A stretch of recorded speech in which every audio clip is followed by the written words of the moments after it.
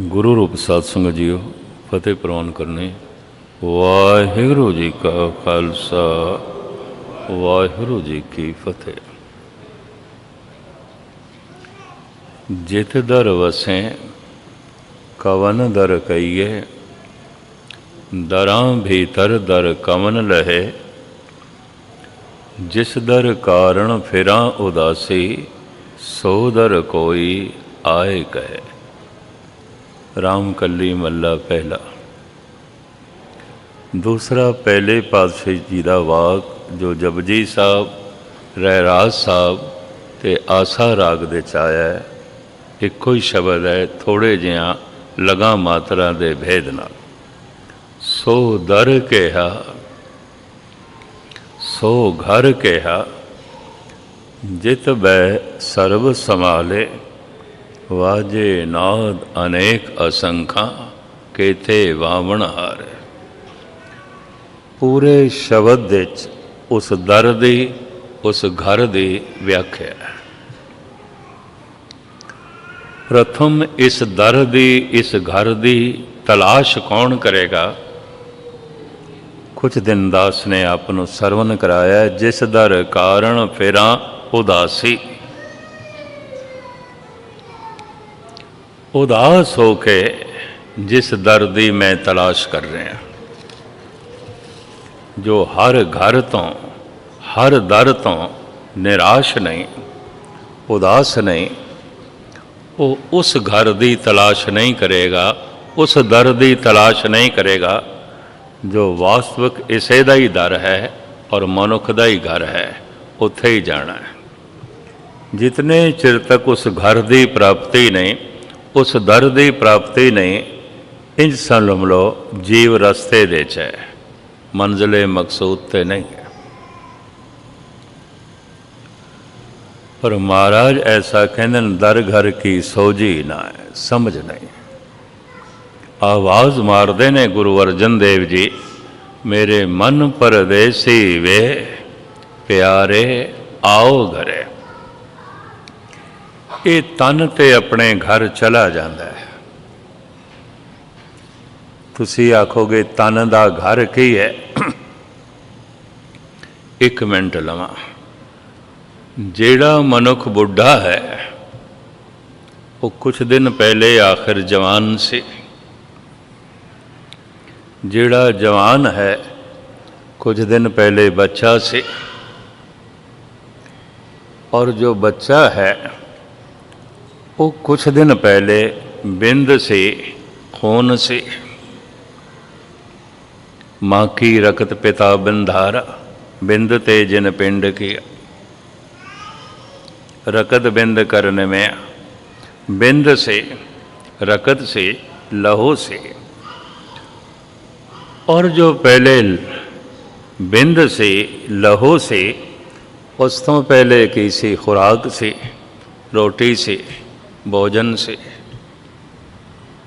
और जो खुराक है उस तो पहले की सी खाक से, मिट्टी से।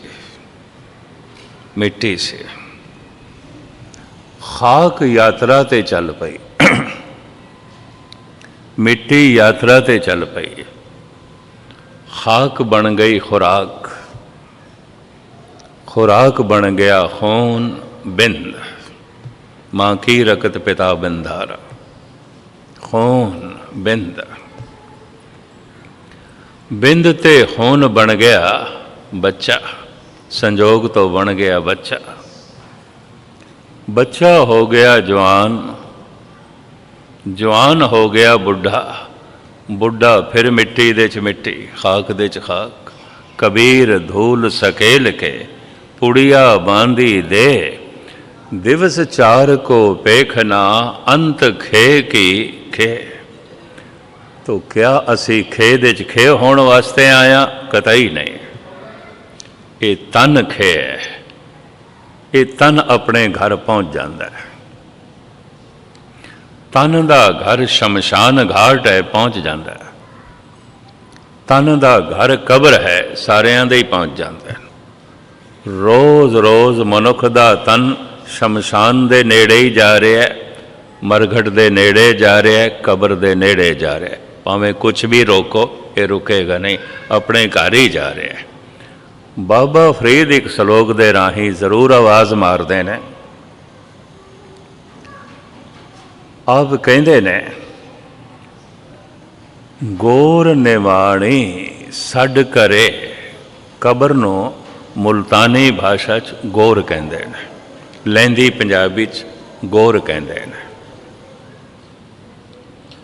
और परशियन दे च भी गोर कहते हैं।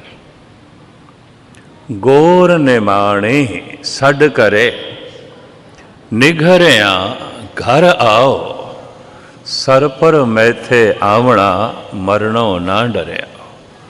निमाणी कबर आवाज़ां पई मार दिए तन नो, ऐ थोड़ा घर है, ऐ थोड़ा घर है। मरण तो की डरना, तन ने कबर दे जाना है, तन ने चिता ते जाना है। सारे शरीरां दा घर शमशान घाट है, सारे शरीरां दा घर कब्रिस्तान है, और पहुँच जाते हैं, पहुँच जाते हैं। तन ते अपने घर पहुँच जाता है। ये अस्थूल शरीर है। सूक्ष्म शरीर जो मन है, ये मिट्टी तो नहीं बनया, ये खाक तो नहीं बनया। तो तुसी आखोगे किस तरह बनया? मन तू जोत स्वरूप है, अपना मूल पछाण। तन दा घर शमशान घाट है, मन दा घर भगवान दा घाट है। तन दा घर कब्र है, मन दा घर खुदा है।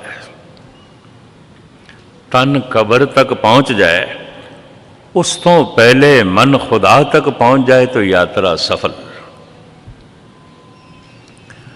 तन शमशान घाट तक पहुंचे, उस तो पहले मन भगवान दे घाट पहुंच जाए तो गुरबाणी कहती है सफल सफल भई सफल यात्रा। आवन जान रहे मिले सादा, जीवन यात्रा सफल हो गई, सफल हो गई। तन ते अजे कब्र तक नहीं पहुंचया, मन खुदा तक पहुंच गया। तन ते अजे शमशान घाट तक नहीं पहुंचया, मन भगवान दे घाट पहुंच गए, यात्रा सफल हो गई। इसे नु कहा ज्योति जोत रली संपूर्ण थी। मन जोत सी, जोत जोत दे च रल गई। पर तन मिट्टी सी, तन अजे मिट्टी च मिट्टी नहीं होया, मन जोत दे च जोत हो गया। ऐसे पुरुष लई शब्द है, ये जीवन मुक्त है, ये जीवदियां जी मुक्त है। कहत कबीर जो हर ध्यावे जीवत बंधन तोरे, ये बंधन टूट गए ना। प्रभ की आज्ञा आत्म हितावे, जीवन मुक्त सो कहावे। ये जीवदियां जी मुक्त है। ते होर भी सुन लो, जो जीवदियां जी मुक्त नहीं होया, मर के कोई नहीं मुक्त आंदा। मर के फिर जमदा है, मरदा है, जमदा है, मरदा है, मुक्त नहीं होता। मरना मुक्ति नहीं है। जो वस्तु जी के जीवन दे प्राप्त नहीं हुई, वो मर के किस तरह मिलेगी, किस तरह प्राप्त होगी? कुछ थे मनुख अकल तो कम लवे। मुए हुए जो मुक्त दे होगे, मुक्त न जाने कोयला। बैणी कहे सुनोरे संतो, मरण मुकत के न पाई। मर के किस नूं मुक्ति मिली है? आओ किसे नूं भी नहीं, किसे नूं भी नहीं। कहत कबीर जो हर ध्यावे, जीवत बंधन तोरे। प्रभु की आज्ञा आत्म हितावे, जीवन मुक्त सो कहावे। जो जीवदियां जी ब्रह्म ज्ञानी नहीं बन सकिया, मर के इसनूं कौन ब्रह्म ज्ञानी बनाएगा? किसने बनाना है? जो जीवदियां जी मुक्त नहीं हो सकिया, मर के किस तरह होवेगा? तो मैं अर्ज करा, तन ते सारियां दे अपने घर चले जाते। तन दा घर है कब्र, तन दा घर है शमशान घाट। मन दा घर शमशान घाट नहीं है। मन तू जोत स्वरूप है, अपना मूल पछाण। ये साडा सूक्ष्म शरीर है, ਇਸੇ ਨੂੰ ਚਿੱਤਰਗੁਪਤ ਕਹਿੰਦੇ ਨੇ। ਇਹ ਪ੍ਰਗਟ ਚਿੱਤਰ ਜਲਾਇਆ ਜਾ ਸਕਦਾ, ਚਿੱਤਰਗੁਪਤ ਨਹੀਂ ਜਲਦਾ ਅੱਗ ਦੇ ਨਾਲ। ਇਸ ਪ੍ਰਗਟ ਚਿੱਤਰ ਨੂੰ ਕਬਰ ਦੇ ਵਿੱਚ ਪਾਇਆ ਜਾ ਸਕਦਾ, ਚਿੱਤਰਗੁਪਤ ਨੂੰ ਕਬਰ ਦੇ ਵਿੱਚ ਨਹੀਂ ਪਾਇਆ ਜਾ ਸਕਦਾ। ਚਿੱਤਰਗੁਪਤ ਆਮ ਸਾਧਾਰਨ ਚਿੱਤਰਗੁਪਤ ਸਨਾਤਨ ਮਤ ਅਨੁਸਾਰ ਤੇ ਇੰਝ ਕਹਿੰਦੇ ਨੇ 13 ਦਿਨਾਂ 'ਚ ਕਿਧਰੇ ਨਾ ਕਿਧਰੇ ਗਰਭ ਧਾਰਨ ਕਰ ਜਾਂਦਾ। ਗਰਭ ਧਾਰਨ ਕਰਨ ਦੀ ਹਰ ਵਕਤ ਸਹੂਲੀਅਤ ਹੈ। ਉਹ ਜਿਸ ਤਰ੍ਹਾਂ ਦੇ ਸੰਸਕਾਰਾਂ ਦਾ ਹੁੰਦਾ ਹੈ, ਇਸ ਤਰ੍ਹਾਂ ਦੇ ਸੰਸਕਾਰਾਂ ਦੇ ਮਾਂ-ਬਾਪ ਮੌਜੂਦ ਨੇ। ਉਹ ਕਿਧਰੇ ਗਰਭ ਦੇ ਵਿੱਚ ਪ੍ਰਵੇਸ਼ ਕਰ ਸਕਦਾ ਹੈ। ਅਸਾਧਾਰਨ, ਬਹੁਤ ਹੀ ਦੁਸ਼ਟ, ਅਤਿਅੰਤ ਜ਼ਾਲਮ, 3 ਕਰੋੜ ਬੰਦਿਆਂ ਦਾ ਕਾਤਲ ਹੈ ਹਿਟਲਰ। 3 ਕਰੋੜ ਬੰਦਿਆਂ ਨੂੰ ਮਾਰ ਕੇ ਤੇ 3 ਕਰੋੜ ਨੂੰ ਉਜਾੜ ਕੇ ਚਾਈਨਾ ਦੇ ਕ੍ਰਾਂਤੀ ਲਿਆਂਦੀ ਸੀ ਮੌਸੇ ਤੁੰਗ ਨੇ। ਇਸ ਤਰ੍ਹਾਂ ਦੇ ਪੁਰਸ਼ ਛੇਤੀ ਜਨਮ ਨਹੀਂ ਲੈਂਦੇ। ਔਰੰਗਜ਼ੇਬ ਜੈਸਾ ਚਿੱਤਰਗੁਪਤ ਛੇਤੀ ਜਨਮ ਨਹੀਂ ਲੈਂਦਾ। ਅਸਾਧਾਰਨ ਇਹਨੂੰ ਕਹਿੰਦੇ ਨੇ। ਬਹੁਤ ਲੰਬੇ ਸਮੇਂ ਤੱਕ ਭਟਕਦਾ ਹੈ। ਕੋਈ ਬਿਲਕੁਲ ਡਾਇਣ ਮਾਂ ਚਾਹੀਦੀ ਹੈ, ਕੋਈ ਬਿਲਕੁਲ ਬੁੱਚੜ ਕਸਾਈ ਪਿਤਾ ਚਾਹੀਦਾ ਹੈ। ਉਹਨਾਂ ਦੇ ਰਾਹੀਂ ਆ ਸਕਦਾ, ਉਂਝ ਨਹੀਂ ਆ ਸਕਦਾ। ਪਰ ਜਿਸ ਨੇ ਨਾਮ ਜਪਿਆ, ਬੰਦਗੀ ਕੀਤੀ ਹੈ, ਸ਼ੀਲ ਸੰਜਮ ਰੱਖਿਆ, ਆਪਣੇ ਆਪ ਨੂੰ ਸੰਭਾਲ ਕੇ ਰੱਖਿਆ, ਕਦਮ ਡਗਮਗਾਏ ਨੇ। ਠੀਕ ਹੈ, ਕਦਮ ਤੇ ਰਸਤੇ ਤੇ ਸਨ, ਕਦਮ ਡਗਮਗਾਏ ਨਹੀਂ, ਪਰ ਕਦਮ ਘਰ ਤੱਕ ਨਹੀਂ ਪਹੁੰਚ ਸਕੇ, ਦਰ ਤੱਕ ਨਹੀਂ ਪਹੁੰਚ ਸਕੇ, ਰਸਤੇ 'ਚ ਹੀ ਰਹਿ ਗਏ। ਕਦਮ ਰਸਤੇ 'ਚ ਸਨ, ਸਹੀ ਰਸਤੇ 'ਤੇ ਸਨ, ਕਦਮ ਡਗਮਗਾਏ ਵੀ ਨਹੀਂ, ਕਦਮ ਰੁਕੇ ਵੀ ਨਹੀਂ। ਜੀਵਨ ਦਾ ਅੰਤ ਹੋ ਗਿਆ, ਮਨ ਬੇਅੰਤ ਤੱਕ ਨਹੀਂ ਪਹੁੰਚ ਸਕਿਆ, ਸਰੀਰ ਦਾ ਅੰਤ ਹੋ ਗਿਆ, ਤੋ ਯਾਤਰਾ ਰਸਤੇ 'ਚ ਰਹਿ ਗਈ। ਰਾਤ ਨੂੰ ਅਸੀਂ ਜਦ ਸੌਂ ਜਾਂਦੇ ਹਾਂ, ਜਿੱਥੇ ਸੁੱਤਿਆਂ ਫਿਰ ਉੱਠਦੇ ਵੀ ਉੱਥੋਂ ਹੀ ਆ। ਜਿਸ ਹਾਲਤ ਦੇ ਵਿੱਚ ਸਰੀਰ ਦੀ ਮੌਤ ਹੋ ਜਾਂਦੀ ਹੈ ਤੇ ਮਨ ਸਰੀਰ ਨੂੰ ਛੋੜਦਾ ਹੈ, ਅਗਲਾ ਜਨਮ ਉਸੇ ਹੀ ਹਾਲਤ ਤੋਂ ਸ਼ੁਰੂ ਹੁੰਦਾ ਹੈ। ਪਿਛਲਾ ਗਿਆਨ, ਪਿਛਲੀ ਸਾਧਨਾ ਨਾਸ ਨਹੀਂ ਜਾਂਦੀ। ਕਬੀਰ ਜੈਸਾ ਪੁਰਸ਼ ਕਹਿ ਰਿਹਾ ਹੈ, ਪੂਰਵ ਜਨਮ ਹਮ ਤੁਮਰੇ ਸੇਵਕ, ਅਬ ਤੋਂ ਮਿਟਿਆ ਨਾ ਜਾਏ। ਹੇ ਪ੍ਰਭੂ, ਮੈਂ ਪਿਛਲੇ ਜਨਮ ਦੇ 'ਚ ਵੀ ਤੇਰਾ ਸੇਵਕ ਸੀ, ਤੇਰੀ ਬੰਦਗੀ ਕਰਦਾ ਰਿਹਾ। ਇਹ ਗੱਲ ਵੱਖਰੀ ਹੈ, ਮੈਂ ਤੇਰੇ ਤੱਕ ਨਹੀਂ ਪਹੁੰਚ ਸਕਿਆ। ਇਸ ਵਾਸਤੇ ਅਬ ਕੀ ਬਾਰ ਬਖਸ਼ ਬੰਦੇ ਕੋ, ਬੌਰ ਨਾ ਭੌਜਲ ਫਿਰ, ਅਦ ਕੀ ਬਖਸ਼ਿਸ਼ ਕਰੀ, ਅਦ ਕੀ ਰਹਿਮਤ ਕਰੀ, ਮੈਂ ਕਿਧਰੇ ਰਸਤੇ 'ਚ ਹੀ ਨਾ ਰਹਿ ਜਾਵਾਂ। ਆਪ ਦੀ ਗਿਆਤ ਲਈ ਅਰਜ਼ ਕਰਾਂ, ਬਾਰ ਦਾ ਜਨਮ ਹੈ। ਮੈਂ ਤੁਹਾਡੇ ਸਾਹਮਣੇ ਖੁਲਾਸਾ ਕਰਨਾ ਹੈ। ਸਿਰਫ ਭਾਰਤ ਦੇ ਧਰਮ ਮੰਨਦੇ ਨੇ। ਭਾਰਤ ਦੇ 4 ਵੱਡੇ ਧਰਮ ਨੇ। ਪੁਰਾਣਾ ਧਰਮ ਸਨਾਤਨ ਮਤ, ਫਿਰ ਬੌਧ ਮਤ, ਜੈਨ ਮਤ ਤੇ ਸਿੱਖ ਮਤ। ਇਹ ਚਾਰੇ ਦੇ ਚਾਰੇ ਬਾਰ ਦੇ ਜਨਮ ਨੂੰ ਮੰਨਦੇ ਨੇ। ਸਾਡੇ ਅਨੰਤ ਜਨਮ ਨੇ। ਜਦੋਂ ਦੀ ਪ੍ਰਿਥਵੀ ਹੈ ਉਦੋਂ ਦੇ ਜੰਮ ਰਹੇ ਹਾਂ, ਮਰ ਰਹੇ ਹਾਂ, ਜੰਮ ਰਹੇ ਹਾਂ, ਮਰ ਰਹੇ ਹਾਂ। ਯਾਤਰਾ ਬੜੀ ਲੰਬੀ ਹੈ। ਇਹ ਸਾਰਾ ਖੁਲਾਸਾ ਤੁਹਾਡੇ ਸਾਹਮਣੇ ਮੈਂ ਕਰਨਾ। ਲੇਕਿਨ 4 ਹੀ ਧਰਮ ਜੋ ਮਿਡਲ ਈਸਟ ਦੇ ਵਿੱਚ ਪੈਦਾ ਹੋਏ ਨੇ, ਮੱਧ ਪੂਰਬ ਦੇ ਵਿੱਚ, ਇਹ ਨਹੀਂ ਮੰਨਦੇ। ਉੱਥੇ ਪੁਰਾਣਾ ਧਰਮ ਹੈ ਯਹੂਦੀ, ਫਿਰ ਈਸਾਈ, ਫਿਰ ਪਾਰਸੀ, ਫਿਰ ਨਵਾਂ ਧਰਮ ਮੰਨਦੇ ਨੇ ਇਸਲਾਮ। ਇਹ ਚਾਰੇ ਦੇ ਚਾਰੇ ਬਾਰ ਦੇ ਜਨਮ ਨੂੰ ਨਹੀਂ ਮੰਨਦੇ। ਲੇਕਿਨ ਇਸਲਾਮ ਦੇ ਵਿੱਚ ਇੱਕ ਸੂਫੀਆਂ ਦਾ ਦਬਕਾ ਹੈ। ਸ਼ਮਸ ਤਬਰੇਜ਼, ਮਨਸੂਰ, ਮੌਲਾਨਾ ਰੂਮ, ਫਿਰਦੌਸੀ, ਹਾਫਿਜ਼, ਇਸ ਤਰ੍ਹਾਂ ਦੇ ਉੱਚ ਪੱਧਰ ਦੇ ਜਿਹੜੇ ਫਕੀਰ ਹੋਏ ਨੇ, ਇਹ ਬਾਰ ਦੇ ਜਨਮ ਨੂੰ ਮੰਨਦੇ ਨੇ। ਸ਼ਮਸ ਤਬਰੇਜ਼ ਦਾ ਇੱਕ ਬੋਲ ਮੈਂ ਤੁਹਾਡੇ ਸਾਹਮਣੇ ਰੱਖਾਂ। ਇਸੇ ਕਾਰਨ ਮੁਲਤਾਨ ਦੇ ਨਵਾਬ ਨੇ ਦੀ ਪੁੱਠੀ ਖੱਲ ਲਾ ਕੇ ਇਹਨੂੰ ਮਾਰ ਦਿੱਤਾ, ਇਹਨੂੰ ਸ਼ਹੀਦ ਕੀਤਾ। ਕਿਉਂ? ਇਹ ਬਾਰ ਦੇ ਜਨਮ ਨੂੰ ਮੰਨਦਾ ਸੀ। ਇਹਨੇ ਦੀਵਾਨ ਸ਼ਮਸ ਤਬਰੇਜ਼ੀ ਦੇ 'ਚ ਆਪਣੀ 9 ਮਾਵਾਂ ਦੇ ਨਾਂ ਵੀ ਲਿਖੇ ਨੇ। ਕਹਿੰਦਾ ਮੈਂ ਧਿਆਨ ਪਿੱਛੇ ਕਰਦਾ ਤੇ ਮੈਨੂੰ ਆਪਣੀਆਂ 9 ਮਾਵਾਂ ਯਾਦ ਆਉਂਦੀਆਂ। इस तो पिछे मेरा ध्यान नहीं जाता।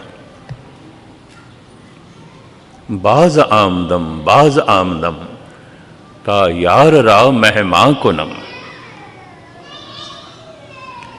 ये सूफी फकीर किसी हद तक समदृष्ट भी सन। ये भी शमस तवरेज का बोल है, अज यक चिराग मस्जिद व बुतखाना रोशन अस्त, दर हैरतम के दुश्मने कुफरों दी चिरास्त। कहता एक ही दीवा जल, एको ही दीपक जल रहा है मंदिर दे मस्जिद दे। कहता समझ नहीं आती कुफर ते दीन का झगड़ा की है। बड़े ध्यान नाल सुनना, जिहड़े विचार मनुख नालों दूर करते हैं, ये विचार मनुख नूं परमात्मा नाल नहीं जोड़ सकते। जिहड़े विचार मनुख ते मनुख दे विचकार दीवार खड़ी करते हैं, समझ लेना मनुख ते परमात्मा दे विचकार भी उही दीवार। जिहड़े विचार मनुख दे नाल नहीं मिलन देंदे, रब नाल मिलन देणगे, सवाल ही नहीं पैदा होंदा। ये भी मैरज करते हैं। खैर इस वक्त मेरा मजमून नहीं है। कहता है बाज आमदम ता यार राव मैं मां को नम। मैं बार बार आया इस दुनिया दे, कोई एक दफा उस नज़म दे कम से कम 2 सफ़ियां दे उपर है। फारसी की शायरी कुछ किता होंदा है, कुछ रवाई आउंदी है, कोई नज़म आउंदी है, कोई गज़ल आउंदी है। ये नज़म है। फरियाद करदा है ऐ खुदा, हर जन्म दे माँ बाप मिले, धियां पुत्र मिले, धन संपदा मिली, पति मिलिया, पत्नी मिली। तुसी आखोगे मैं की कह रहा। जरूरी नहीं एक पुरुष मर के अगे पुरुष ही होवे, और जरूरी नहीं एक स्त्री मर के अगों स्त्री होवे पुरुष हो सकती। थोड़ा जिहा मात्रा का ही भेद है, स्त्री पुरुष की ज़्यादा नहीं है। माँ बाप तो ये शरीर आया। पुरुष इस वास्ते पुरुष है कि ये 60% पिता की अंश है, 40% माँ की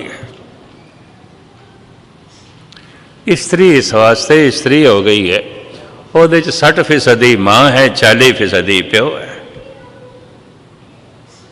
माँ बाप तो शरीर आया, दोहां की अंश तन दे च भी मौजूद है, मन दे च भी मौजूद है। पुरख में नार, नार में पुरखा, बूझो ब्रह्म ज्ञानी। गुरु नानक देव जी महाराज कहते हैं रामकली मल्ला पहला, ऐ ब्रह्म ज्ञानी ये तो समझो पुरुष के अंदर ही नारी है, नारी के अंदर ही पुरुष है। कहते ने नारी नो पुरुष की अर्ध अंग है, अर्ध अंग। तो जे नारी अर्ध अंग है पुरुष का, वो अंदर पुरुष अद्धा है, पूरा नहीं है, तो फिर पुरुष के अंदर नारी भी अद्धी है। यह भी मैच करते हैं। पुरुष रूप दे च पूरा है, ये अंदर नारी अधूरी है। नारी दे रूप दे च पूरी है, ये अंदर पुरुष अधूरा है। इस वास्ते विपरीत की कशिश है। कोई स्त्री की कशिश दे च नहीं जीवती, पुरुष की कशिश दे जीवती है। कोई पुरुष की कशिश दे च नहीं जीवता, गुस्ताखी माफ, स्त्री की कशिश दे जीवती। विपरीत की कशिश। एक पुरुष स्त्री की कशिश दे जीवता है, एक स्त्री चाहे माँ होवे, चाहे बहन है, चाहे पत्नी है, तो चाहे धी है। विपरीत की कशिश। एक स्त्री पुरुष की कशिश दे जीवती है, ये पुरुष चाहे पिता है, चाहे भरा है, चाहे पति है, तो चाहे पुत्र है। स्त्री लड़की तो संतुष्ट नहीं होगी, अगर उसकी लड़की हो गई, लड़की जैसी तो है, ये भी मैरिज कर दें। पुत्र तो संतुष्ट होगी। विपरीत की कशिश है। तो जीवन भर जे मनुख विपरीत की कशिश दे जीव है, धार्मिक मनोविज्ञान ये कहता है पुरुष बिरध होंदियां होंदियां स्त्री जैसा हो जाएगा। उसके अंदर बर्दाश्त का मादा वध जाएगा, उसके अंदर हलेमी आ जाएगी, और हो सकता उसकी आवाज़ दे भी बारीकी आ जाए, ਉਹਦੇ ਅੰਦਰ ਸਹਿਨ ਸ਼ਕਤੀ ਵੀ ਵੱਧ ਜਾਏਗੀ, ਇਸਤਰੀ ਜੈਸਾ ਹੋ ਜਾਏਗਾ। ਅਗਰ ਇਸਤਰੀ ਇੱਕ ਢੰਗ ਨਾਲ ਜੀਵੀਏ, ਬਿਰਧ ਹੁੰਦੇ ਆਉਂਦਿਆਂ ਪੁਰਸ਼ ਜੈਸੀ ਹੋ ਜਾਏਗੀ, ਉਹਦੇ ਅੰਦਰ ਘਰ ਬਾਹਰ ਦੀ ਪਕੜ ਵੱਧ ਜਾਏਗੀ, ਜ਼ਿੰਮੇਵਾਰੀ ਜ਼ਿਆਦਾ ਲਏਗੀ। ਹੋ ਸਕਦਾ ਆਵਾਜ਼ ਦੇ 'ਚ ਵੀ ਭਾਰੀਪਨ ਆਵੇ, ਕਿਉਂਕਿ ਸਾਰੀ ਜ਼ਿੰਦਗੀ ਵਿਪਰੀਤ ਦੀ ਕਸ਼ਿਸ਼ ਦੇ 'ਚ ਜੀਵੀ ਹੈ, ਪੁਰਸ਼ ਦੇ ਕਸ਼ਿਸ਼ ਦੇ 'ਚ। ਬਿਰਧ ਹੁੰਦਿਆਂ ਆਉਂਦਿਆਂ ਪੁਰਸ਼ ਜੈਸੀ ਸੁਭਾਅ ਕਰਕੇ ਹੋ ਜਾਏਗੀ। ਇਹ ਵੀ ਮੈਂ ਅਰਜ਼ ਕਰਦੇ ਹਾਂ, ਹੋ ਜਾਏਗੀ। ਘਰ ਦੇ 'ਚ ਖਾਸ ਕਰਕੇ ਭਾਰਤ ਦੇ ਤੇ ਏਸ਼ੀਆ ਦੇ ਮੁਲਕਾਂ 'ਚ ਸੱਸ ਦੇ ਨੂੰਹ ਦਾ ਝਗੜਾ ਕੀ ਹੈ? ਬਿਰਧ ਇਸਤਰੀ ਸੱਸ ਪਕੜ ਜਕੜ ਜ਼ਿਆਦਾ ਰੱਖਦੀ ਹੈ, ਉਮਰ ਦੇ ਵੱਧਦਿਆਂ ਪਕੜ ਜਕੜ ਵੱਧ ਜਾਂਦੀ ਹੈ, ਤੇ ਘਰ ਦੀ ਹਿੱਸੇਦਾਰ ਇੱਕ ਹੋਰ ਆ ਗਈ ਹੈ, ਉਹਨੂੰ ਉਹ ਵੈਲਿਊ ਨਹੀਂ ਦਿੰਦੀ, ਉਹਨੂੰ ਉਹ ਸਥਾਨ ਨਹੀਂ ਦਿੰਦੇ, ਤਾਂ ਕਲੇਸ਼ ਖੜਾ ਹੁੰਦਾ ਹੈ। ਇੱਕ ਇਸਤਰੀ ਅਗਰ ਢੰਗ ਨਾਲ ਜੀਵੀ ਹੈ, ਪੁਰਸ਼ ਹੁੰਦੇ ਆਉਂਦਿਆਂ ਇਸਤਰੀ ਜੈਸੀ ਹੋ ਜਾਏਗੀ। ਪੁਰਖ ਮੈਂ ਨਾਰ, ਨਾਰ ਮੈਂ ਪੁਰਖਾ, ਬੂਝੋ ਬ੍ਰਹਮ ਗਿਆਨੀ। ਧੰਨ ਗੁਰੂ ਨਾਨਕ ਦੇਵ ਜੀ ਮਹਾਰਾਜ ਦੇ ਬੋਲ, ਧੰਨ ਗੁਰੂ ਗ੍ਰੰਥ ਸਾਹਿਬ ਜੀ ਮਹਾਰਾਜ ਦਾ ਗਿਆਨ। ਬ੍ਰਹਮ ਗਿਆਨ ਤੇ ਹੈ, ਇਹ ਮਨੋਵਿਗਿਆਨ ਵੀ ਹੈ, ਔਰ ਇਹ ਸਾਇੰਸ ਵੀ ਹੈ, ਵਿਗਿਆਨ ਵੀ ਹੈ। ਇਹ ਸੰਗੀਤ ਦਾ ਵੀ ਖਜ਼ਾਨਾ ਹੈ, ਕਵਿਤਾ ਦਾ ਵੀ ਖਜ਼ਾਨਾ ਹੈ। ਇਹ ਹੁਣ ਮਨੁੱਖ ਦੀ ਮਰਜ਼ੀ, ਉਸਨੇ ਕਿਸ ਪੱਖੋਂ ਖੋਜ ਕਰਨੀ ਹੈ। ਇਹ ਸੰਗੀਤ ਦਾ ਵੀ ਸਾਗਰ ਹੈ, ਇਹ ਕਵਿਤਾ ਦਾ ਵੀ ਸਾਗਰ ਹੈ। ਮੈਂ ਤੇ ਗੁਜਰੀ ਦੇ ਇਤਨੇ ਸਾਰੇ ਰੂਪ ਦੇਖ ਕੇ ਦੰਗ ਰਹਿ ਗਿਆ, ਔਰ ਗੌੜੀ ਦੇ ਅਨੇਕਾਂ ਰੂਪ ਦੇਖ ਕੇ ਦੰਗ ਰਹਿ ਗਿਆ। ਗੁਰੂ ਗ੍ਰੰਥ ਸਾਹਿਬ ਦੇ 'ਚ ਗੌੜੀ ਪੂਰਬੀ ਮੱਲਾ ਪੰਜਵਾਂ, ਪੂਰਬ ਦੀ ਗੌੜੀ, ਗੌੜੀ ਚੇਤੀ, ਗੌੜੀ ਗੁਆਰੇਰੀ, ਗੌੜੀ ਬੈਰਾਗਨ। ਹੱਦ ਹੋ ਗਈ, ਇੰਨੀਆਂ ਗੌੜੀਆਂ, ਗੌੜੀ ਦੇ ਇਤਨੇ ਰੂਪ। ਖੈਰ, ਇਹ ਮੇਰਾ ਇਸ ਵਕਤ ਪ੍ਰਕਰਨ ਨਹੀਂ ਹੈ। ਕਵਿਤਾ ਦਾ ਵੀ ਖਜ਼ਾਨਾ ਹੈ, ਸੰਗੀਤ ਦਾ ਵੀ ਖਜ਼ਾਨਾ ਹੈ, ਵਿਗਿਆਨ ਦਾ ਵੀ ਖਜ਼ਾਨਾ ਹੈ, ਮਨੋਵਿਗਿਆਨ ਦਾ ਵੀ ਖਜ਼ਾਨਾ ਹੈ, ਆਤਮ ਗਿਆਨ ਦਾ ਵੀ ਖਜ਼ਾਨਾ ਹੈ। ਕਿਸੇ ਵੀ ਪੱਖੋਂ ਅਸੀਂ ਖੋਜ ਕਰੀਏ ਤਾਂ ਜਾ ਕੇ ਜੋ ਹੈ ਖੇਡ ਬਣਦੀ ਹੈ। ਧੰਨ ਗੁਰੂ ਨਾਨਕ ਦੇਵ ਜੀ ਮਹਾਰਾਜ ਕਹਿੰਦੇ ਨੇ, ਬਾਲ ਕਨਿਆ ਕੋ ਜੈਸੇ ਬਾਪ ਪਿਆਰਾ, ਆਈ ਕੋ ਅਤਵਾਈ। ਇੱਕ ਛੋਟੀ ਜਿਹੀ ਬੱਚੀ ਪਿਓ ਦੀ ਪਰਿਕਰਮਾ ਕਰਦੀ ਹੈ ਬਾਰ-ਬਾਰ, ਪਿਓ ਨੂੰ ਵੇਖ ਕੇ ਖੁਸ਼ ਹੁੰਦੀ ਹੈ, ਮਾਂ ਨੂੰ ਵੇਖ ਕੇ ਨਹੀਂ। ਮਾਂ ਜੈਸੀ ਤੇ ਹੈ ਹੀ, ਉਹ ਤੇ ਹੈ ਹੀ ਹੈ। ਬਾਲ ਕਨਿਆ ਕੋ ਜੈਸੇ ਬਾਪ ਪਿਆਰਾ, ਗੁਰੂ ਨਾਨਕ। ਛੋਟੀ ਬੱਚੀ ਪਿਓ ਦੀ ਤਰਫ ਭਜਦੀ ਹੈ, ਪਿਓ ਦੀ ਪਰਿਕਰਮਾ ਕਰਦੀ ਹੈ, ਪਿਓ ਦੇ ਪੈਰਾਂ ਨਾਲ ਜੋ ਹੈ ਲਿਪਟਦੀ ਹੈ। ਕਾਰਨ ਵਿਪਰੀਤ ਦੀ ਕਸ਼ਿਸ਼। ਮੈਂ ਫਿਰ ਅਰਜ਼ ਕਰਾਂ, ਇਸਤਰੀ ਜੀਵਦੀ ਹੈ ਪੁਰਸ਼ ਦੀ ਕਸ਼ਿਸ਼ ਦੇ 'ਚ। ਇਹ ਪੁਰਸ਼ ਚਾਹੇ ਪਿਤਾ ਹੋਵੇ, ਚਾਹੇ ਪਤੀ ਹੈ, ਚਾਹੇ ਭਰਾ ਹੈ, ਚਾਹੇ ਪੁੱਤਰ ਹੈ।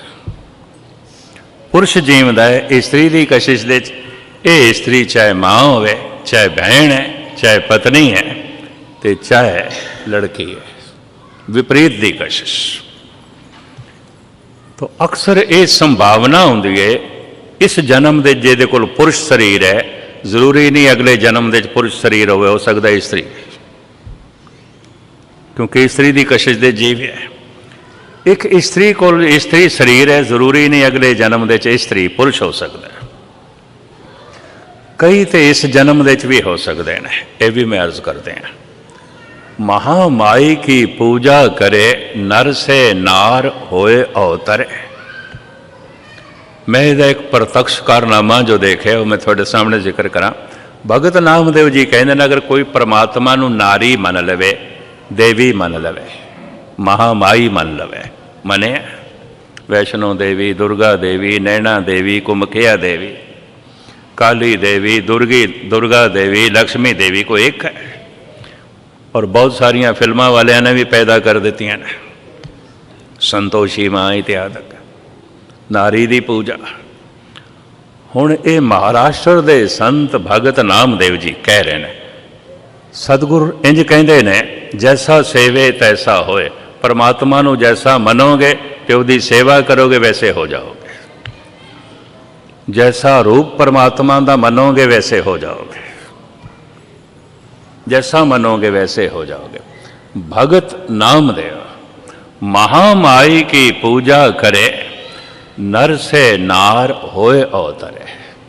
महामाई की पूजा पिया करदा है और हर वक्त विचारां दे च माता ही माता, माता दे जगराते,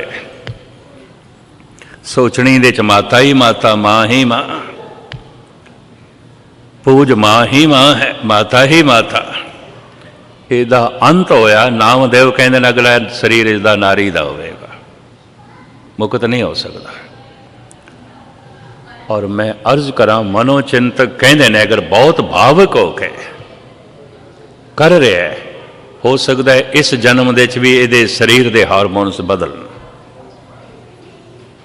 ये शरीर के अणु बदलन, रूपरेखा बदले। मैं इस तरह का एक देखा टैक्सी ड्राइवर बंबे अमृत वेले आके पहले तो रोन लग पाया। मैं कारण तो दस, रोन तो पहले लग पे। कहने लगा सारे टैक्सी ड्राइवर मैनू छेड़ते ने, तंग करते हैं, मेरा शरीर इस्त्री जैसा होंदा जा रहा है, दाड़ा तो है ही नहीं सी, 22-23 साल की उम्र। कहता टैक्सी चलाना मेरे लिए औखा हो गया,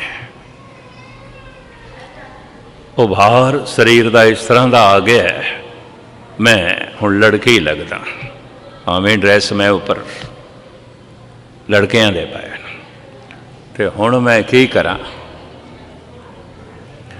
मैं कहा पुरखा मैं तैनू कदी गुरुद्वारे देखा नहीं, अज ही देखा रोंदा होया तू आया। मैं एक अंदाजे के मुताबिक 48 साल तो लगातार गुरु नानक देव जी के गुरपुरब ते बॉम्बे जा रहे हैं, कदी नागा मेरा नहीं पिया। उतों दियाँ मेन सभा तो फिर भाई जोगा सिंह जी के गुरुद्वारे 10-10 दिन हाज़री भरदा हुंदा हर साल। तो जिथे भाई जोगा सिंह का गुरुद्वारा बनया है, सिंघां की सारी कलोनी है, गुरु तेग बहादुर नगर उसनूं कहंदे ने, उत्थे हो रहिंदा है। मैं उसनों पूछ लिया, मैं तैनू मैं कदी गुरुद्वारे नहीं देखा। कहता मैं माता दे मंदिर च जाना हुंदा ते शनिचरवार सारी रात जगराता करदा, सवेरे भी माता दे मंदिर च मत्था टेक के जाना, शामी भी आंदा, जिहड़ी आमदन आउंदी है दसवंध उत्थे ही दे के आना, ते शनिचरवार माता दा पूरा जगराता करदा। ते मैं हुण माता जैसा शरीर होने लग पे तो रोंदा किहड़ी गल है, फिर रोना किहड़ी गल है। जैसा सेवे तैसा होए, जैसा सेवोगे वैसे हो जाओगे, जैसा मनोगे वैसा हो जाओगे। मैं कहा पढ़ी नहीं पंक्ति गुरु ग्रंथ साहब दी, महामाई की पूजा करे, नर से नार हो उतरे। हुण मैं आम हालत बयान करा, क्योंकि आम स्त्री पुरुष विपरीत की कशिश दे जीवते हैं। कोई पुरुष पुरुष की कशिश दे नहीं जीवता, जीवन भर स्त्री की कशिश जीवता है। चाहे स्त्री माँ है, चाहे भैन है, चाहे पत्नी है, तो चाहे धी है। कोई स्त्री स्त्री की कशिश दे नहीं जीवती, स्त्री जैसी तो है ही है। पुरुष की कशिश दे जीवती, चाहे वह पुरुष पिता है, चाहे पति है, चाहे भरा है, तो चाहे पुत्र है। विपरीत की कशिश दे जीण करके संस्कार विचार सोचनी सारी उन्होंने दे आले दुआले घूमती है। तो जरूरी नहीं कि स्त्री मर के उसका अगला जन्म स्त्री का हो, जरूरी नहीं, आम हालत दे चो पुरुष हो सकती है और एक पुरुष आम हालत दे च स्त्री हो सकता है। ये भी मैं अर्ज करते हैं, इसके बड़े भारी सबूत मिलते हैं। विपरीत की कशिश, कबीर कहते हैं ऐसे घर हम बहुत बसाए, जब हम राम गर्भ होया। इस तरह के घर तो मैं कई वसाए, कईयां दा प्यो बनया, कईयां दी माँ बनया, कईयां दा पुत्र बनया, कईयां दी धी बनया, कईयां दा पति बनया, कईयां दी पत्नी बनया। ऐसे घर हम बहुत बसाए, जब हम राम गर्भ होया। शमस तबरेज कहता है बाज आमदम ता यार राम मैं मां कुनम। ऐ मेरे खुदा, मैं पुत्रां दे नाल चलिया, मित्रां दे नाल चलिया, मेरे नाल पत्नी चली है, कई दफ़ा पति चले, भरा चले ने। ऐ खुदा मैं तेरे नाल कदी नहीं चलिया, तू मेरे नाल कदी नहीं चलिया। हर जन्म दे च ये हसरत मेरी रह गई, अद की मेहर कर दे, तू मेरे घर आ ते मैं तेनू अपने घर ले जावां ते मैं माण करा मेरे नाल मेरा खुदा रहे। भरावां नाल ते मैं चलिया, पत्नी नाल ते मैं चलिया, भरावां नाल ते मैं चलिया, मित्रां नाल चलिया, माँ बाप दे नाल चलिया। खुदा मैं तेरे नाल नहीं चलिया, तू मेहर कर, कोई बख्शिश कर। लंबी चौड़ी नज़म है, मुख्तसर में अर्ज करा, दुआ कबूल हो गई। खुदा आखन लगा, ले तू रोज़ रोज़ तरले लेना, चल तेरे घर चलते हैं। और शमस तबरेज़ कहता है, उस दिन मेरे पैर जमीन ते नहीं टिकते सन जिस दिन मेरे नाल मेरा खुदा जा रहा सी। मैं ते आसमान ते उड़दा पिया सी, मेरी खुशी की सीमा नहीं सी, मेरे बिस्मात की सीमा नहीं सी, मेरे अनुभव की कोई सीमा नहीं सी, मेरी खुशी की कोई सीमा नहीं सी। फिर कहंदा जैसे घर दे बूए तक पहुँचे ना, तो खुदा ने यह आख्या, फकीरा जरा अंदर देख, साडे बैठण की थां है, साडे लिए जगह बनाई है, ले जो आया। शमस तबरेज़ कहंदा, अच्छा खुदा सिंघासन है, मैं जरा हो आवां अंदर। और शमस तबरेज़ कहंदा, जिस सिंघासन ते मैं बिठाना सी खुदा नूं, पूरी चंडाल चौकड़ी बैठी हुई है। काम उत्थे ही बैठा है, क्रोध उत्थे ही बैठा है, लोभ उत्थे ही बैठा है, एक एक दे कई कई साथी उत्थे बैठे न, पूरी चंडाल चौकड़ी। उन्हां सारियां नूं मैं हथ जोड़, मैं मुख्तसर अर्ज करदा पिया, बई निकलो, इत्थे बैठण वाला आ गया। जैसे सतगुर दी बाणी कहंदी है, नस वंजो किल वेखो करता घर आया। जाओ ऐ गुनाह, ऐ पाप, ऐ अवगुणो, निकल जाओ, हुण तुहाडे लई थां नहीं, करता घर दे च आ गए। नस वंजो किल वेखो करता घर आया। शमस तबरेज़ कहंदे, मैं उन्हां सारियां नूं कहा, निकलो भज जाओ, इत्थे बैठण वाला खुदा आ गया। ये उहदा सिंघासन है, ये हिरदे दा सिंघासन उसदा सिंघासन है, निकलो। उन्हां सारियां ने आख्या, फकीरा खुदा नूं ते अज लैके आया है, तो असीं ते कई जन्मां तो बैठे, अज दे बैठे हैं, नहीं निकलते। कहंदे ने मेरा झगड़ा हो गया, वो बहुते सन, मैं कला, कदी मैं उन्होंने मारा, कदी वो मैनू पछाड़न। लड़ाई इतनी लंबी हो गई, इतनी लंबी हो गई, खुदा रुस के चला गया, मेरा ये जन्म भी बर्बाद गया। इसे नू कबीर कहते हैं, कहत कबीर ये पंच को झगरो, झगरत जन्म गवाया, झूठी माया सब जग बांधिया, मैं राम रमत सुख पाया। सारी जिंदगी झगड़ने लग गई। झगड़न दे च रोज़ हार आउंदी है, रोज़ मनुख कदी लोभ के हथों हारदा, कदी क्रोध के हथों, कदी काम के हथों, कदी मोह के हथों, कदी लोभ के हथों, रोज़ हारदा है। कदी ईर्षा हरा देंदी है, कदी निंदा हरा देंदी है, कदी झूठ हरा देंदा है, कदी बेईमानी हरा देंदी है। रोज़ असी हारदे हैं। गुस्ताखी माफ, मनुख दी जित नहीं आती। कहत कबीरे पंच को झगरो, झगरत जन्म गवाया। ये फकीर उस नज़म दे च रोंदा है, खुदा बड़े तरलियां नाल तैनूं लिआंदा सी, कितने जन्मां दे मेरे तरले सन, तू मन भी गया, पर मैं की करा, मैं तेरे लिए जगह नहीं बना सकिया, तेरे बैठण लिए। कई दफ़ा कईयां नूं रस मिल जाता है, गवाह बैठ जाता है। कई दफ़ा मैं देखे कई ऐसे अभ्यासी जिन्होंने झलकां मिलियां ने, गवाह बैठते हैं, सांभ नहीं सकते, सिंघासन दे हिरदे की जगह नहीं आती। खैर ये अनुभव थोड़े सामने मैं बयान करा, मूल गल थोड़े सामने जो है मैं रखा। तन दा घर कब्र है, मन दा घर खुदा है। तन शमशान तक पहुँचे, उस तो पहले मन भगवान तक पहुँच जाए, यात्रा सफल हो गई। सफल सफल भई सफल यात्रा। आवन जान रहे मिले सादा। तो हुण भगवान तक पहुँचना की है।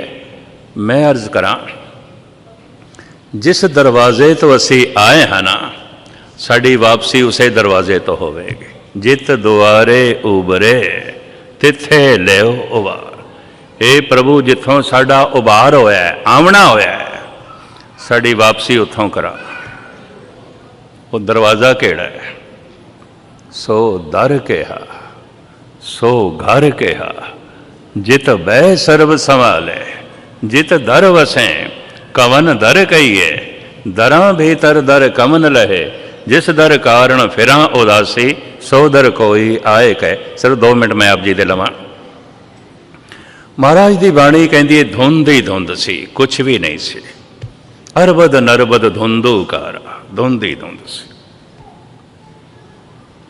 और धुंध करके अंधेरा ही अंधेरा सी पूरे ब्रह्मंड दे।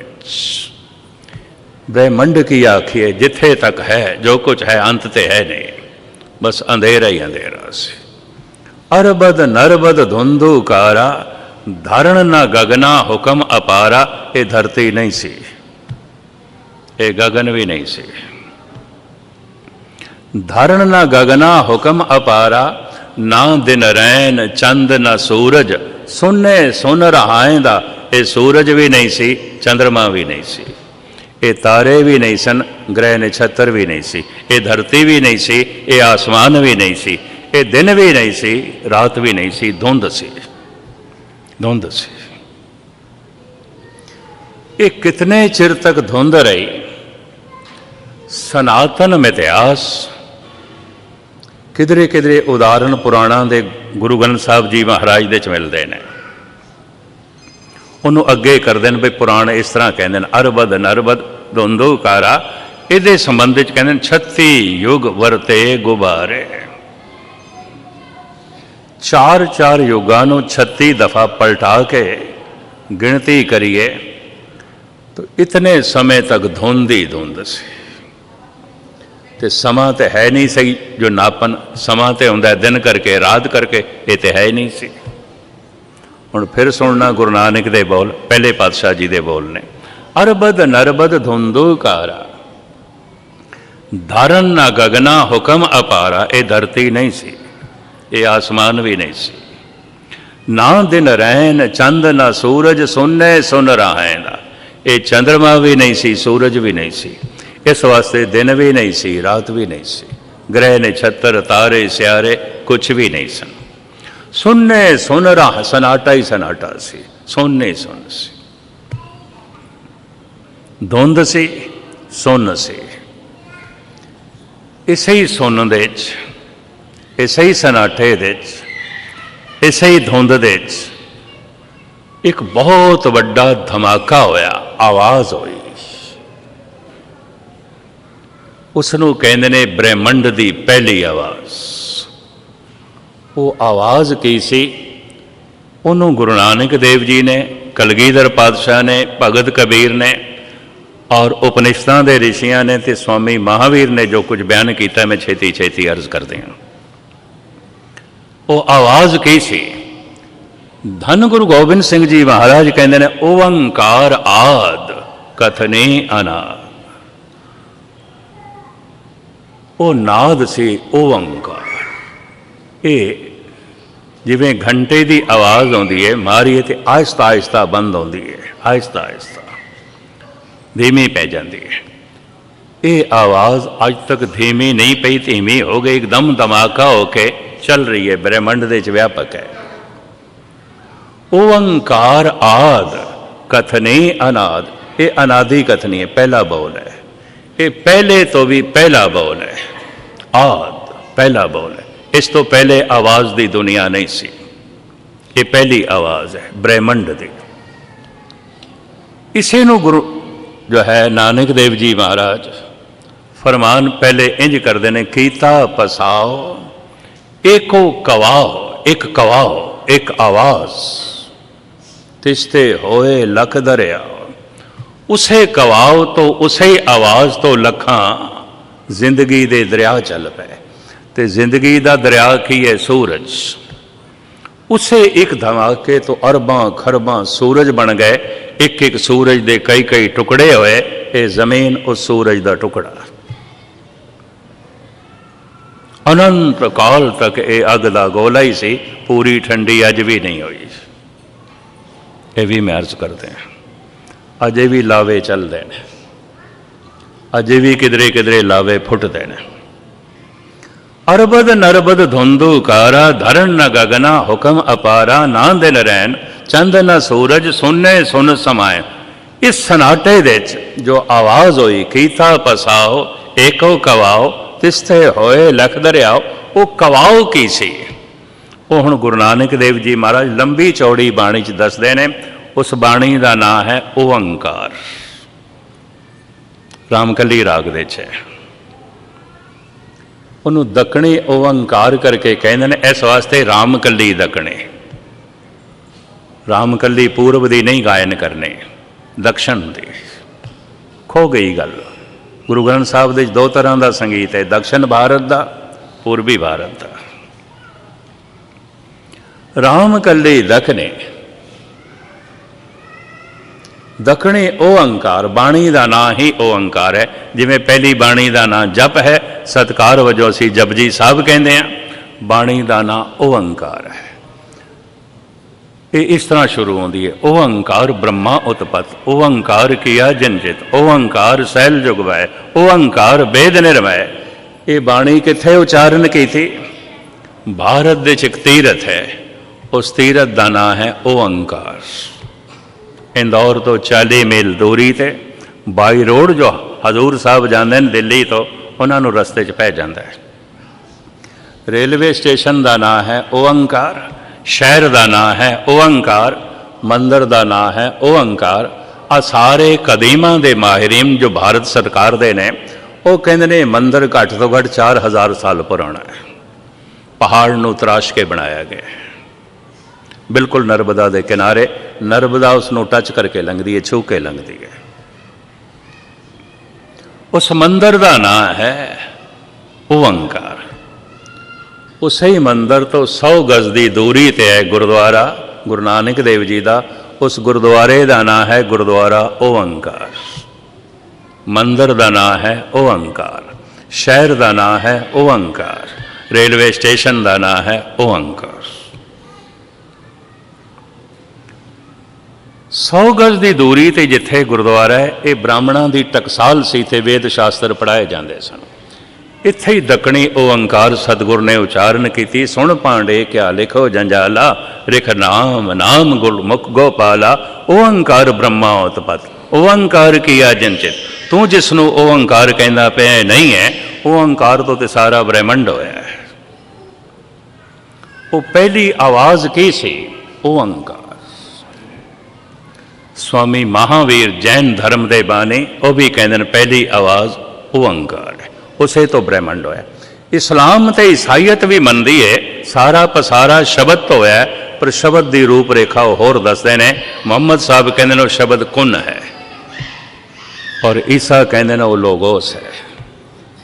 लेकिन भारत के करीबन करीबन तमाम ऋषि मुनि गुरु पीर पैगंबर ते भगत कहते हैं वो धुन है ओंकार। फिर सतगुरु ते एका लाते हैं, होर दूजी धुन नहीं है। कारण उपनिषदां दे अद्धे ऋषि कहते हैं वो धुन ओंकार है, पर अद्धे कहते हैं ओम है, ओम। वो कहते हैं ये धुन ही होई।